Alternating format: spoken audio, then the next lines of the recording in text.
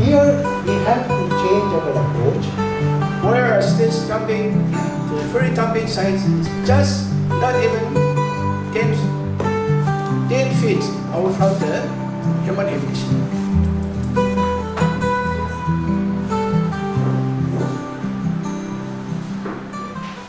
To this one-day symposium organized by the Department of Political Science in collaboration with Alumni Association of DGC and IQAC on the theme Towards a Citizen-Centered, Non-Participant Urban Local Governance. We are fortunate to have a municipal council. We are optimistic that with the recent formation of municipal council in our Dimapur city, the city landscape will change for better in making our city socially, economically, and environmentally sustainable and safe. Not only for settlers, not only for us, but everyone who comes to our land, who comes to our city. Every city like Dimapur city is a business hub with full of economic activities.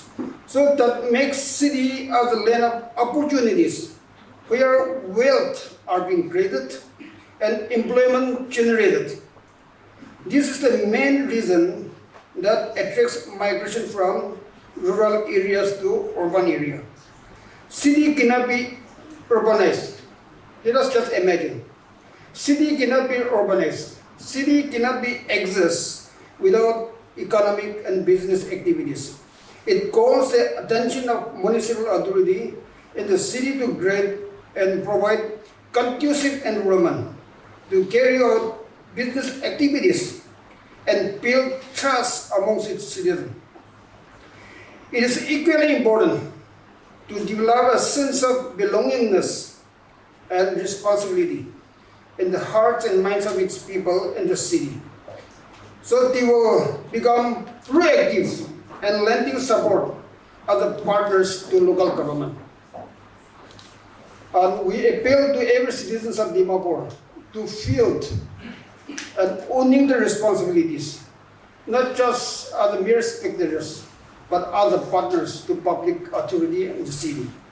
In fact, with due apology, Dimapur as municipal area, nothing is visible in our sight as of now to be proud of as our own municipality. We have to start from scratch, be it road, bridges, drainages, street light, lamp posts in the street, public parks and islands, traffic, public transit, standards of air and water and sanitation, so many things.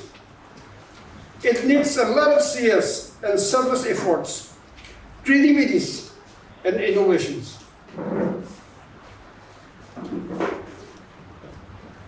The urban local government also seriously think of having good and affordable health and educational institution and municipal area. It's not only about the road, the drainage, and other public utilities, but it also important that we take care of the health and educational sector that makes affordable for the citizens of the city. After all, these are primary factors that determines the quality of life of the citizens. And that is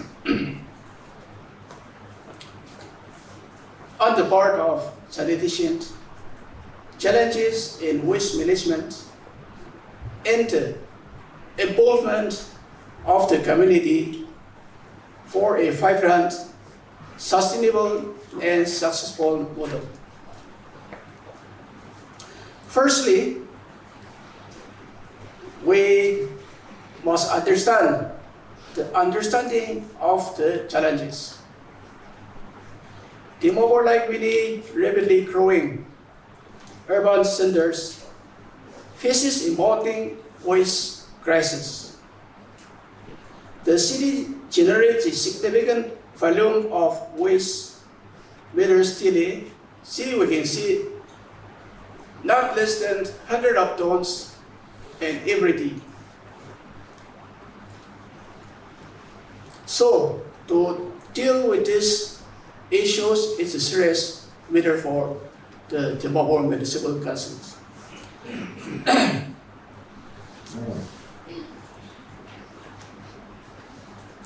The challenges we face can be categorized into four major areas. Firstly, infrastructural and policy gaps.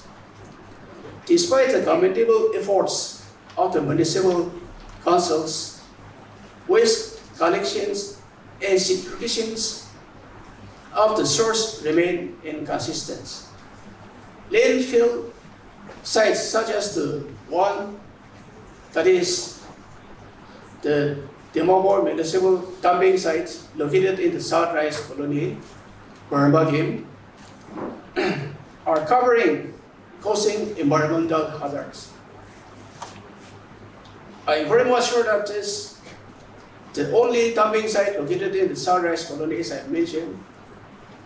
It was started in the early part of 2000 in the year 2000. So now it's, so to say, 25 or more than 25 years. So most of the areas occupied by the TMC, about 39 acres, it's going to be finished out within no time. So it's a very serious problem. Secondly, absence of well-structured waste segregation and recycling system leads to inefficiencies. Even the dumping site itself, there is no recycling facilities in the area. So whatever the garbage dumped every day, around 100 of tons, is still lying there. So within no time, all the land occupied by the TMC, around, as I mentioned, 35 acres, that will be coming to an end. Policies exist, but enforcement is weak. While the Nagaland Municipal Act 2001 mandated proper waste disposal, public complaints remains a challenge due to lack of awareness and oversight. Secondly, behavioral and societal challenges. One of the biggest obstacles in waste management is public behavior. Many times, we can see that it's not my problem. It's the problem of the administration or TMC, like that. So such kind of mindset prevails is there, leading to the indiscriminate dumping of waste in drains, streets, and open space. Cultural attitudes towards waste disposal need transformations. Initiatives like Swachh Bharat Abhiyan mission have little success due to absence of localized motivation and incentives. Many citizens are unaware of proper waste disposal methods, and there is a lack of widespread educational initiatives on waste segregation and reduction. Thirdly, lack of public participants. Efforts to implement a structured waste management system often fail due to non-participation from citizens. A notable example is Ward 11 of Timor, where a segregated waste collection system was introduced, requiring households to separate biodegradable and non-biodegradable waste. However, due to lack of cooperation and adherence, This very initiative was also discontinued. Many residents feel waste management is solely the responsibilities of the authorities rather than a shared civic duty, leading to the failure of well-intended initiatives. Without active public participation, even the best policies and infrastructures cannot succeed in addressing waste management challenges. Fourthly, environmental and health implications. Unmanaged waste leads to severe environmental degradation, including soil and water pollution. Plastic waste clogs our drains, expediting flooding during monsoons. Burning waste is a common but highly dangerous practice, releasing toxic fumes that harm both the environment as well as human health. Health risks arise from uncollected garbage, which becomes breeding grounds for diseases such as dengue and malaria. The 2019 dengue outbreaks in Dimapur serves as a grim reminder of the consequences of unchecked waste accumulations. Let us emphasize the role of the community in creating a sustainable model. Interlink between the rural and the urban. And when it comes to our state, when it comes to our Nagaland and Dimapur, you see that nearly 10% of our population, of Naga population, lives in Dimapur. When Dimapur grows, the economic of the rural people will also grow. And citing an example, how can Dimapur city helps the rural people? You know, the rural, the farmers, the market, automatic market is the urban, whether it is Dimapur, Kohima, Mukokchung, so on and so forth. And Nagaland is a blessed land. When I was Agriculture Production Commissioner, we emphasized a lot about the linkages between the rural and the towns and the cities. Nagaland is perhaps the only few land which is untouched by green revolution. Anything, everything that grows here is organic. You get the best pineapple in the world, sweetest pineapple. You get the sweetest and the softest cucumber, not only from Aliba, but many places in Nagaland. So what I mean is, you grow anything that is from dragon fruit up to kiwi. So we are favored by varied climatic zones which can able to help our rural people as well as we as a citizen of Dimapur, Nagaland. We should encourage our own local product where we will able to create awareness in the minds of the rural people about the Dimapur, the demand of Dimapur. The rural farmers should be encouraged to come to Dimapur market and marry the market in order to sell the product. When we see the urbanization in Nagaland, way back in 1901 till 1951, there was only one town in Nagaland. 1901 till 1951, there was only one town in Nagaland. From 1961, the number rose to 3 and remained the same till 1980. could be Dimapur, Kohima, and Mukokchung. And during 1981, it rose to 7, and in 1991, it increases to 9 and remained the same till 2001. Now there are 39 urban local bodies within a span of short period of time. Nagaland is growing, and the urban population and the towns and the city in our state is growing. If you see the statistical data,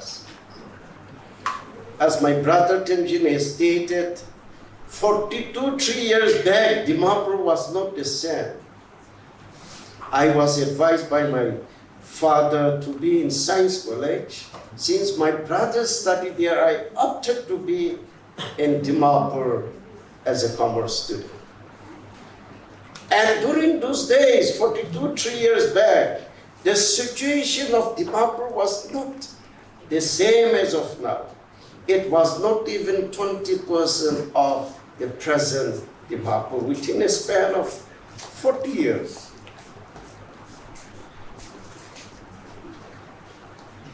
If you see the population of 1901, the urban population was only 3,093, which consists of about 3% of the total population.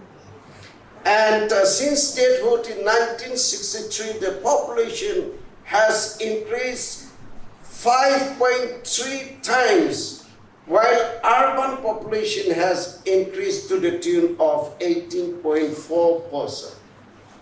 So, which means there is a huge migration that is taking place from the rural to the urban. And the census of 2011, the population of our state was 19.80 lakhs, and out of which 6.43 lakhs is from urban population, which consists of 42.50%.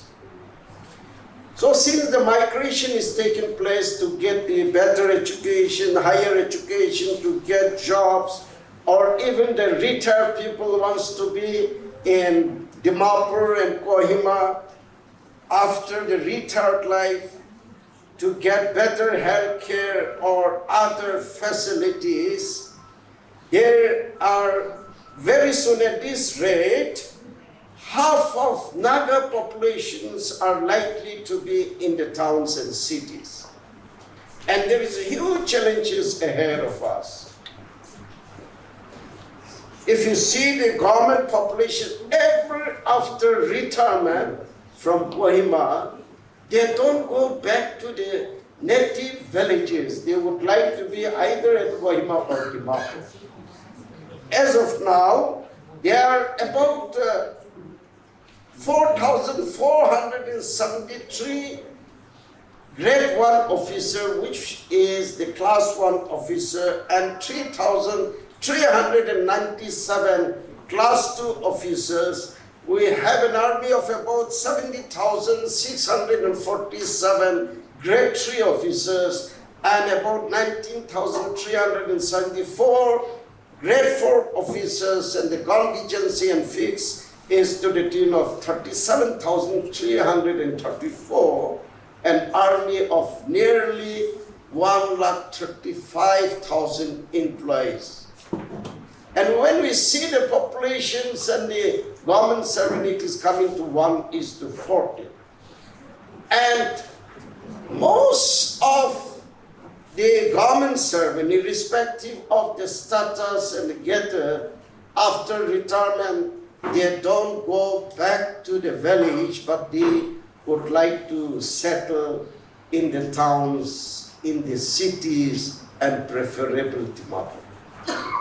So Dimapur, you cannot remain as what we are today. We need to wake up we need to plan for the future. Even this year, out of 135,000 employees, even if you take 5%, also a huge 8,000-9,000 government servant is going to be retired, and they will be shifting, they will be running down to Dimapur.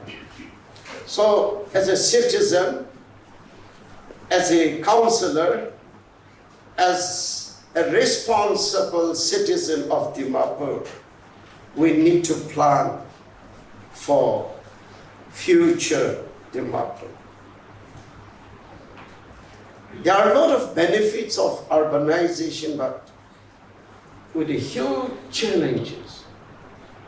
As stated, traffic jam or congestion. I was on the way from Kohima this morning, and from Kohima to Chumakitema, we are reaching less than 1 hour. But from Chumakitema to this place, it took me more than 1 hour. So there is a huge challenges ahead of us. Awareness, the rules to be created an awareness in the minds of a citizen. Slums, unplanned urban outskirt. It is not only Dimapur municipality cadastral area. The leaders, the planners should have a meeting with the neighboring villages, whether it is Endison, whether it is Oriental, or Signal, or Lonti Colony, or even Meta Colony, or Tilakhat, Tahaka, because at this rate we need to plan for twin city, Dimapur and Chumagitima, or twin city also, it makes them up to Newland. We need to plan now. We need to plan.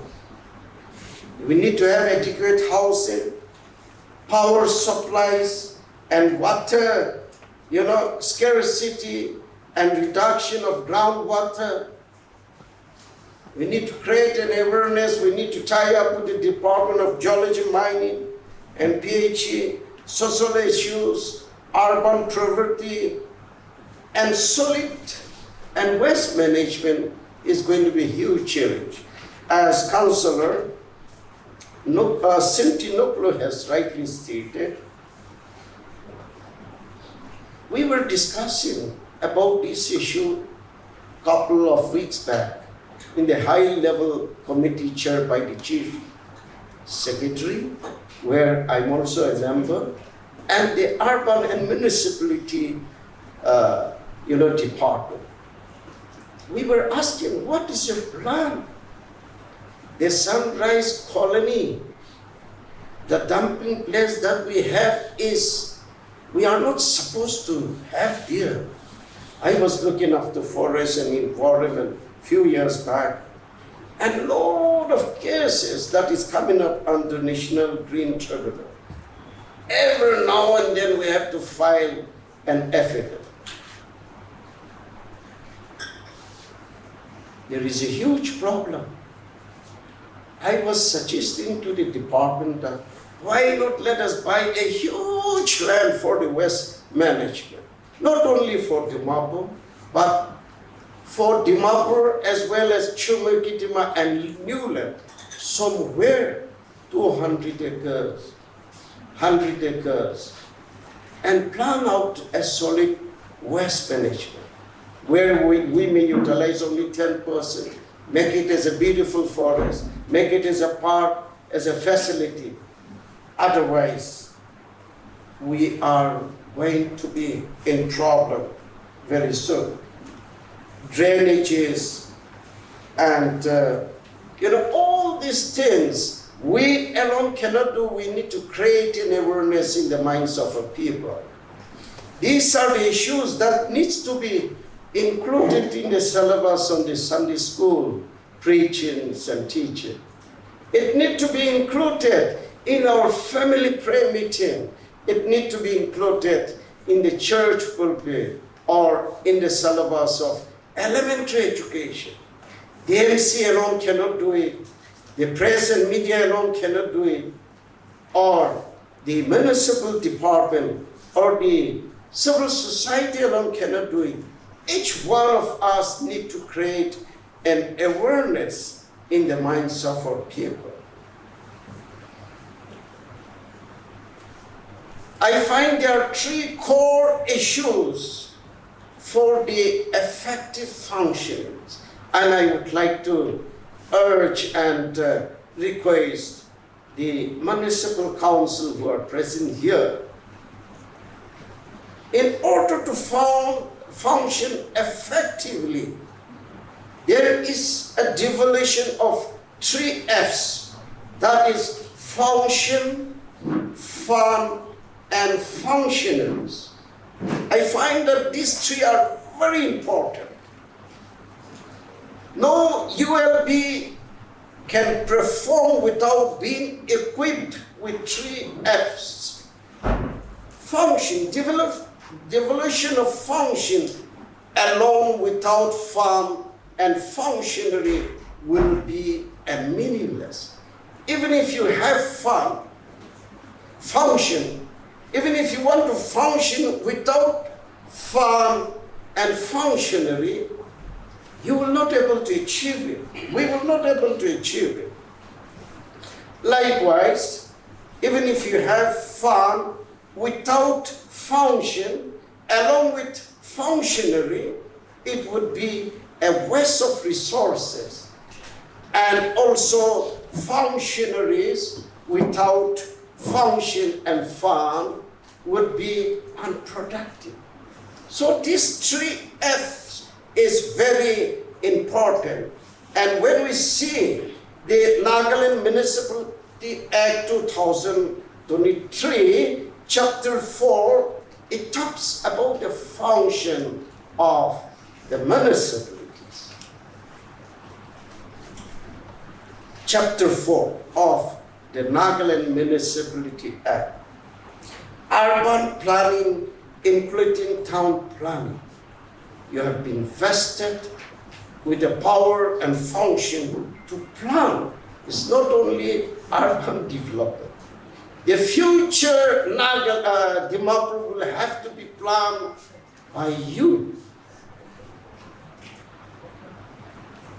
Regulation of land use and construction of building. There should be a provision, there should be a permission before any construction that is taking place under your jurisdiction. Planning for economic and social development. How to plan it? As stated, you need to regulate the market. Why not give importance to our organic market? The road is getting improved. The railway connection is likely to be there. A lot of discussion that is taking place in the assembly, as my brother has stated. I'm not supposed to be here, but I have taken a special permission. Because we are going to discuss something about the welfare of the citizen of Dimapur.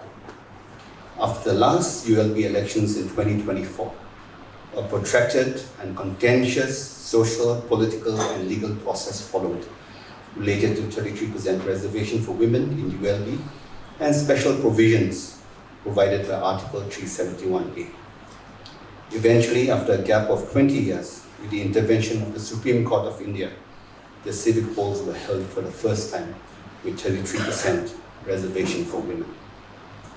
Out of the total 278 seats, women won 102 seats, or 37%, exceeding the required minimum. So what exactly is the ULB?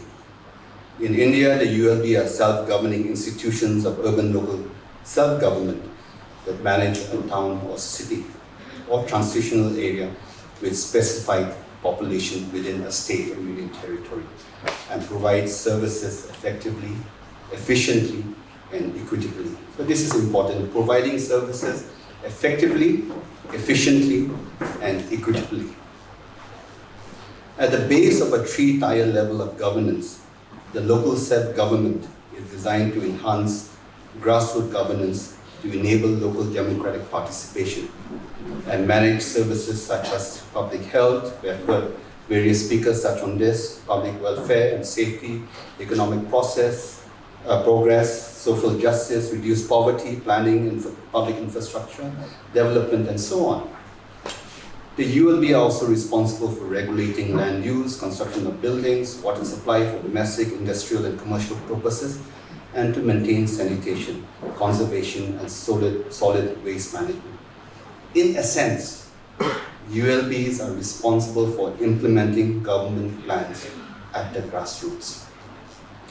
Dr. N. Janbemo Hamsoy says, urban local bodies are important institutions that enjoy political, fiscal, and administrative autonomy within the limits set by the laws of the country to promote development and provide economic necessities of the region, unquote. For Nagaland State, the functionings of the ULBs has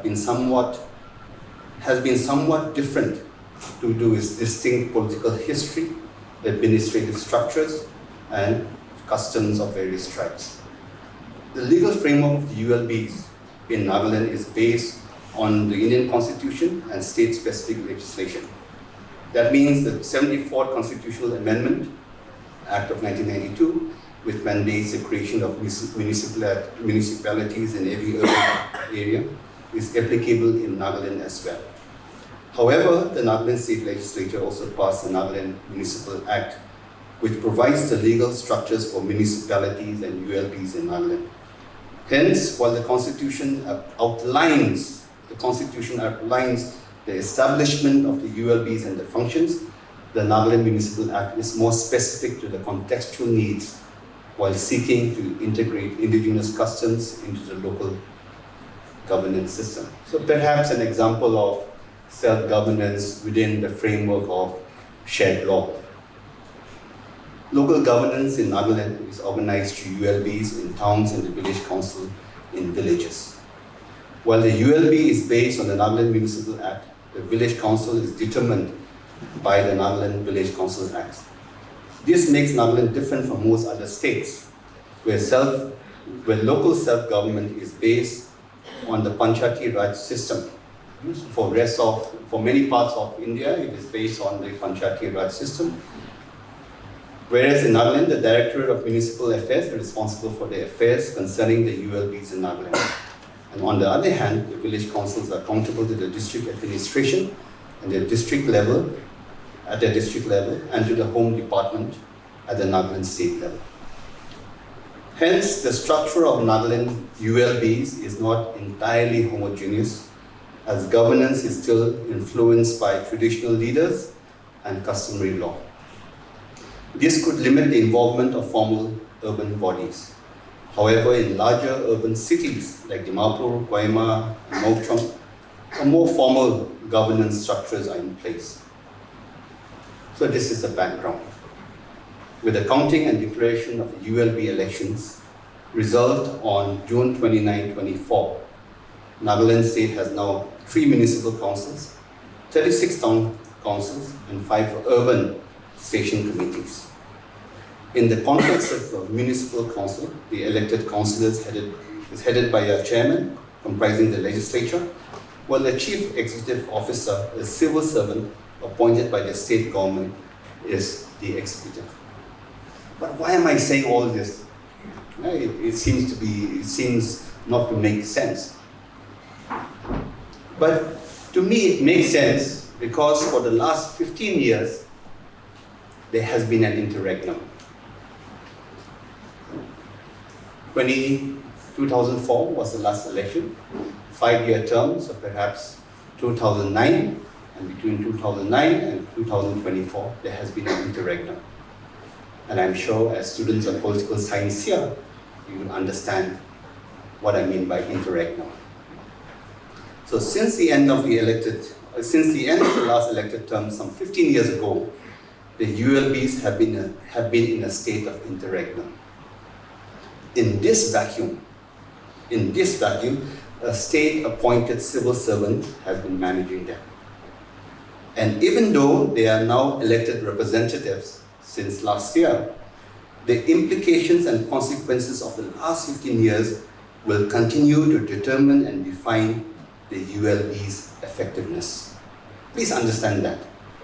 So even though we have elected councillors today, because there was an interregnum for the last 15 years, the consequences of that is still going to outplay itself. It's still playing out, and we don't know how long this interregnum is going to continue. So hence, in reality, the ULBs are still transitioning out of the interregnum period.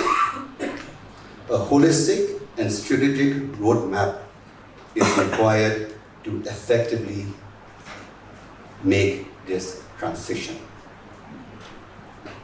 A roadmap is required, a strategic, holistic roadmap is required to effectively make this transition out of the interregnum. So what are some of the emerging challenges in this transition period? One, make a management shift from top down to bottom up. During the interregnum, lasting 15 years, in the absence of elected councillors, the civil servant approach for managing the municipal and town councils was primarily a top-down administrative approach of governance. The elected councillors need to initiate a bottom-up approach for building more participatory forms of governance. This approach needs to be consistently reflected throughout the functional and structural aspects of the council. So not just functional, but also the structural aspects of the council. The council's effectiveness will be determined by how soon the councillors can initiate these qualitative changes. This in turn will determine the question of governance. This in turn will determine the question of governance. Second, supporting people's common interest. In the absence of elected councillors, local bodies emerge to safeguard and represent people's welfare while providing some semblance of local governance. With elected councillors now legally managing and exercising the powers of the ULB, a creative and collaborative understanding needs to be designed with various bodies and cooperate with the people's common interests in mind. Third, building social cohesion. By holding the June 26 ULB election, only the procedural, and I repeat, only the procedural aspect of democracy has been accomplished. Only the procedural aspect of democracy has been accomplished. Now, post June 29, the participatory form of democracy needs to be implemented in form as well as in substance. And perhaps to me that is the key. The participatory form of governance, not just in form, but in substance, needs to be implemented. This realization is critical for governance because the essence of democracy is not limited to its expression through a ballot box choice. Rather, the essence of democracy and governance is attaining the innate sense of self-reliance and self-assertion of an individual and the community's control over their own fate. The ULBs need to be centered and focused on this core value. Fourth, the issue of corruption. Successive elections in Nagaland have demonstrated that the process of electioneering has by and large been reduced to purely an economic exchange of power, money, goods, and services. I'll repeat that again. The process of electioneering has by and large been reduced to purely an economic exchange of power, money, goods, and services. This further induces conditions of systemic and organized forms of corruption and nepotism, which impacts the very core value of governance and diminishes the quality and quantity of grassroots participation in policy making. In essence, it effectively silences people's voices. And so, a steadfast, transformative leadership with political will that assures people's participation is needed to honestly begin addressing this predicament of corruption and nepotism. 5. Between campaign promises and reality, and I'm sure the elected councillors are having this dilemma of, juggling between campaign promises and reality. A common practice in politics is for elected officials and civil servants to make promises that many a times cannot be attained. That is the bare reality. The practice of making promises that many times cannot be attained. Very often, the politics of promises, as well as the politics of forgetting, are comfortably intertwined in the Naga context for various reasons. Politics of promises, the politics of forgetting.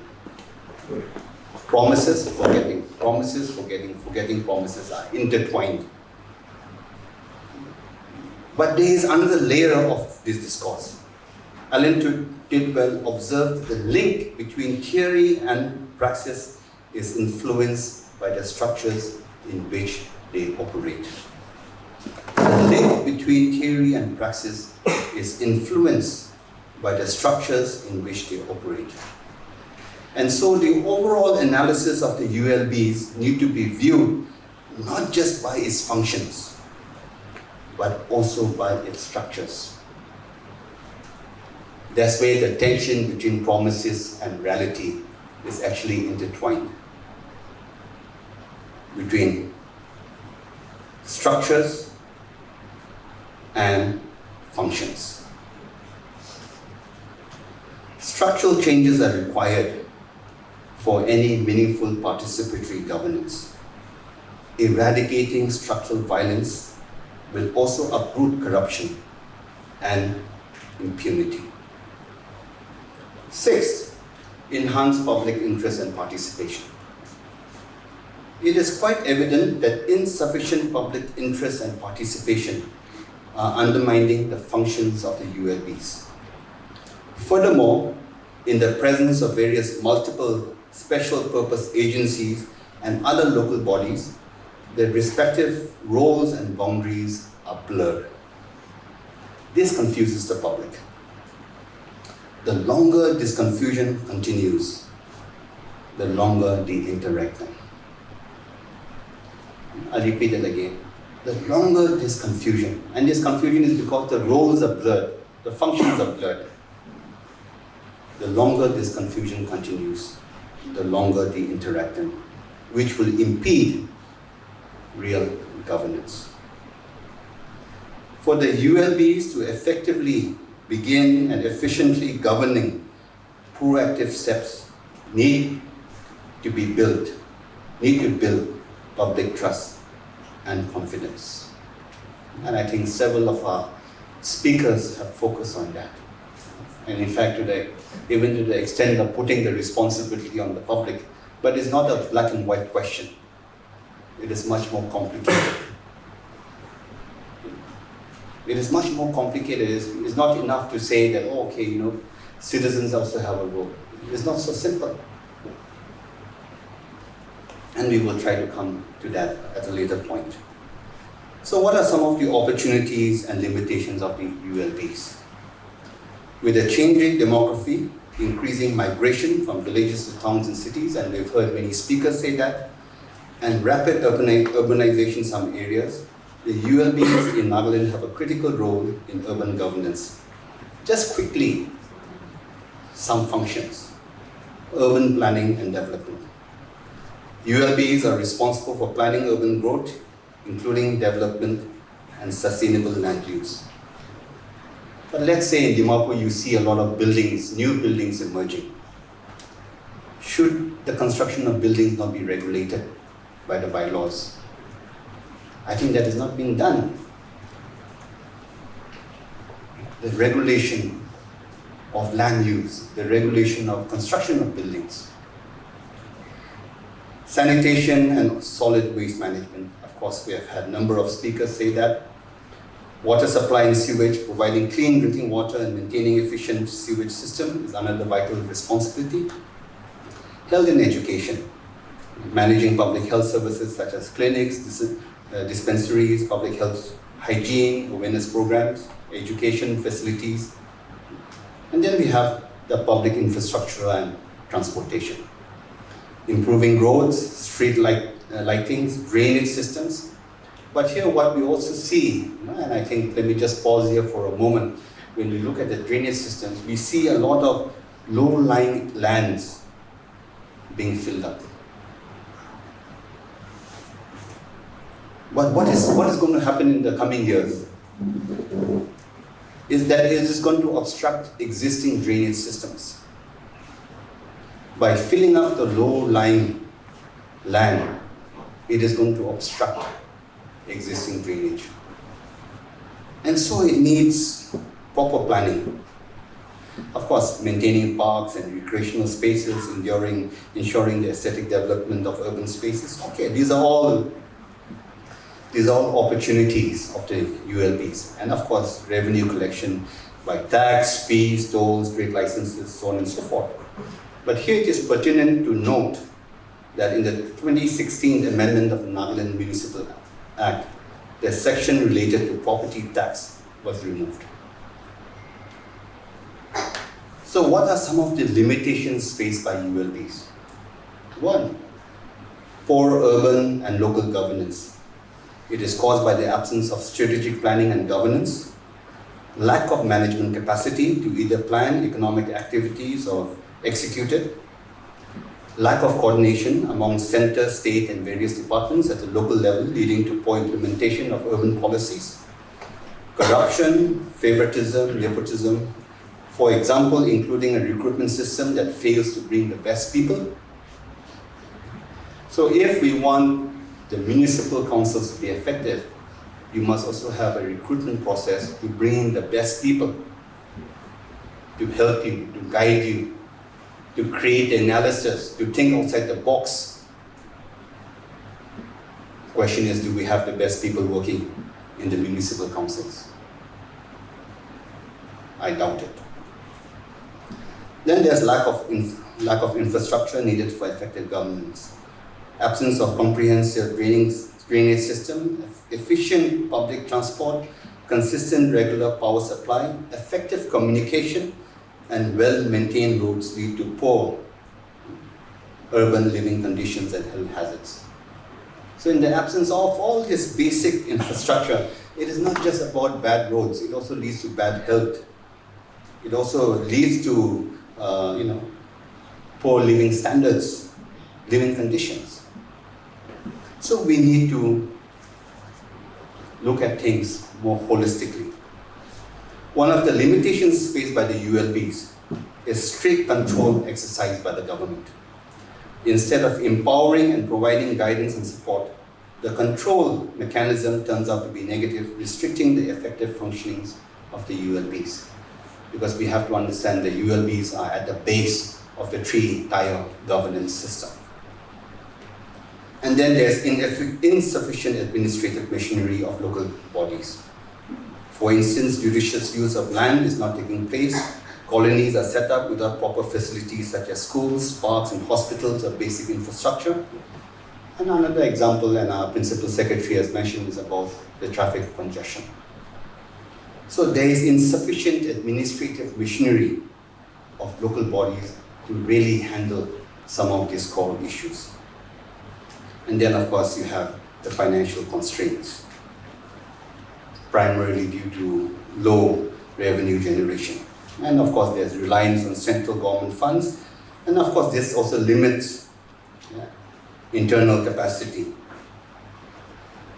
Then another limitation is unplanned and limited urbanization.